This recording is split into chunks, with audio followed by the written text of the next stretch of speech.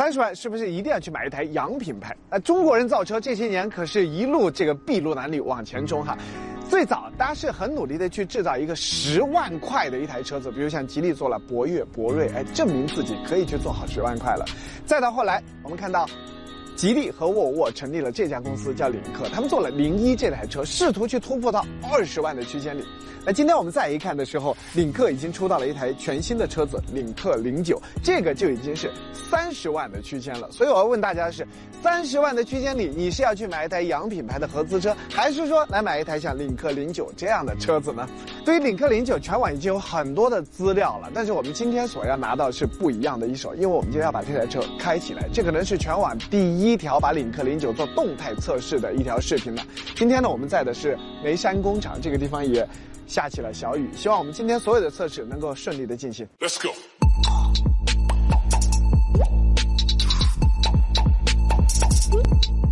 有关这个外观呢，我就给大家说3个数字：车长5米，轴距3米，车宽呢足足2米。这个前脸一看就是领克的设计风格。那给大家讲讲这个前脸的一些设计语言嘛。这个叫做都市海岸的前脸，这些呢叫做浪涌式的格栅。那这里面会有一个星辉矩阵的大灯，里面呢有随动转向，有4个模式，还有高低可调。那这样一个前脸大家喜欢吗？评论区里告诉我吧。侧面有几个我喜欢的地方，比如像20或者21寸的大轮毂，这个很有气场吧。这一个像不像是路虎大揽胜的一块饰板，那种气场也就拉出来了。这里你看按一下，它就会有一个隐藏式的门把手就拉出来了。那我们再看一个小地方哈，你看这块玻璃和这个车门之间，你看它是平的，有点像无框车门的那种设计，它没有在外面再夹一层。所以这个好处是什么呢？第一个看起来比较整，比较高级感。第二个呢是你要跑高速的时候，这里就不会有呼呼呼呼的风噪在你耳边萦绕了。所以这个呢也是一些静音的设计在里面。当然尾灯呢还有一个贯穿式的 LED， 这个我们就不说了。我们进车看看内饰有哪些细节。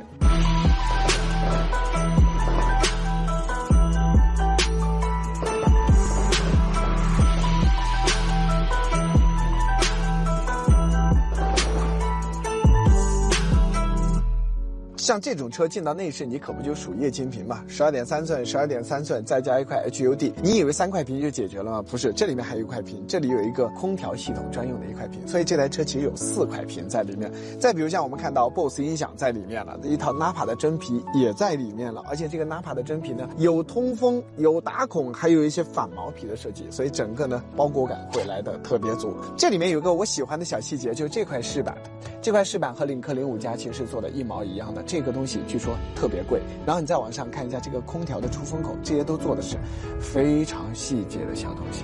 19处的1600色的氛围灯，还有一个叫海洋之谜的这个香氛系统。这个是非常重要的，一台车嘛不能够全是汽油味。好，除了前排呢，其实后排有一个特别大的卖点，我想大家都已经知道了，这台车是有一个6座的版本的，所以后排坐2个人的时候，它其实是互不干扰，这个也是来得非常高级的。那说完这些以后呢，我们就要来看一看这台车到底开起来是怎么样的了。熟悉领克的都知道啊，领克以前用过 BMA 的架构，这是一个小架构去找大空间的，比如像领克06就用的这个架构，那比如像01、02、03、05。他们用的都是 CMA 的架构，这个架构呢就主要用在一些领克的终端车型上。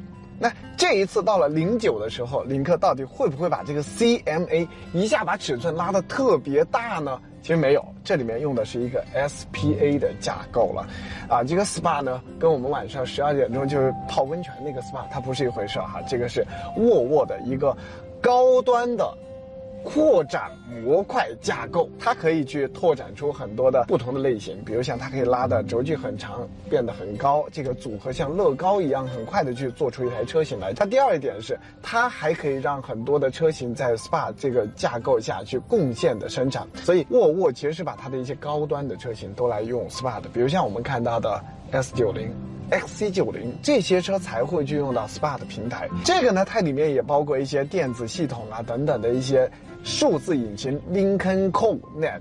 反正你开完这台车，首先你能感觉到的一点是驾驶感做得特别大，质感做得也特别好，你就会开这台车会有点像是沃尔沃 XC90的那种感觉了。但有一点不一样，就是沃尔沃这个品牌去调车的时候，它会调的比较偏硬一些。沃尔沃的这个过减速带呀等等，咯噔一下，那个感觉是很欧洲的，而且很北欧的感觉。那这次到领克09身上，我个人能够感觉到它其实是把这个悬挂都已经调得松了很多下来，方向盘现在是轻松了一些的，底盘避震去碾过一些路面的时候，其实这个小小的起伏它也会比以前来的更加软一点点，这是领克调车和沃尔沃调车不一样的地方。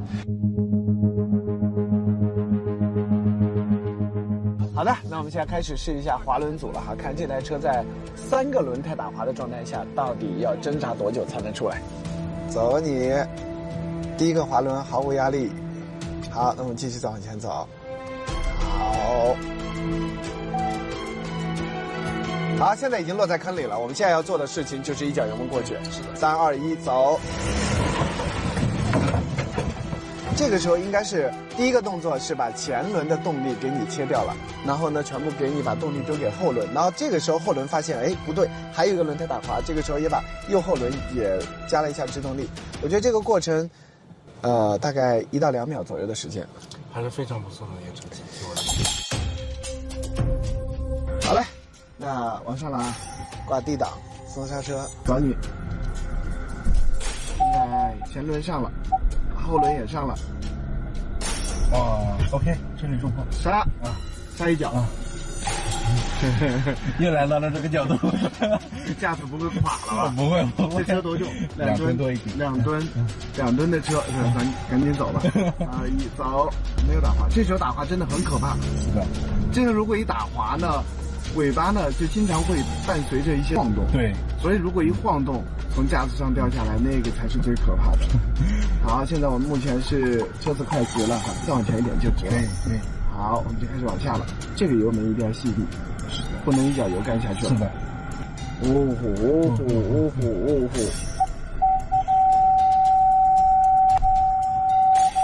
前轮下来了，后轮也下来了。Perfect。怕不怕？不怕。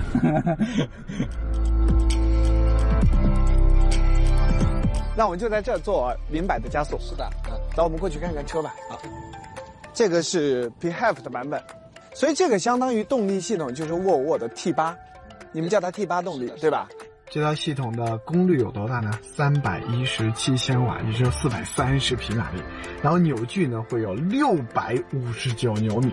这就一套沃尔沃的 T8 的那套动力，就在 XC90身上所用的那个，它有一个2.0T 的发动机，然后再加一颗电机，所以你在起步的那个瞬间，其实是电机来帮你完成这一个了。所以我们这次要用到的是一套专业的测试仪器，动力模式下，然后呢，右脚把油门踩下去，3、2、1，走你！哎，真的这第一下有点啊，加速有点太猛的感觉。这次是5秒4，可以了。平心而论，今天像这样下了点雨，地上有一些小积水的状态下，能够跑的比标称的数字还要更低一点，我觉得这已经是说明一个问题：工程师们在对外发布这个100公里加速的一个成绩的时候是略带保守的。你们猜我跑到多少？我通过你这笑脸，我就知道我应该成绩很好。你猜嘛多少嘛？5秒6。我猜你5秒6。再猜一次，5.5，5秒4。哇！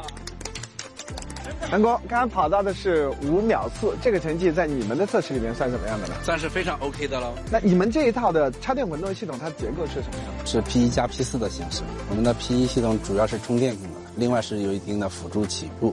然后我们的 P4，当你需要大油门起步的时候，它会介入。所以我们理解它在平时的一个混动的状态，其实是发动机和后桥上的 P4 电机一起来混动工作。需要强动力的时候，就2个一起来推了。对的。哎，那我再问一个问题，就我们的很多消费者，我相信更关注的是那个2.0T 加8AT 再加48伏 BSG 轻混的那个普通版本。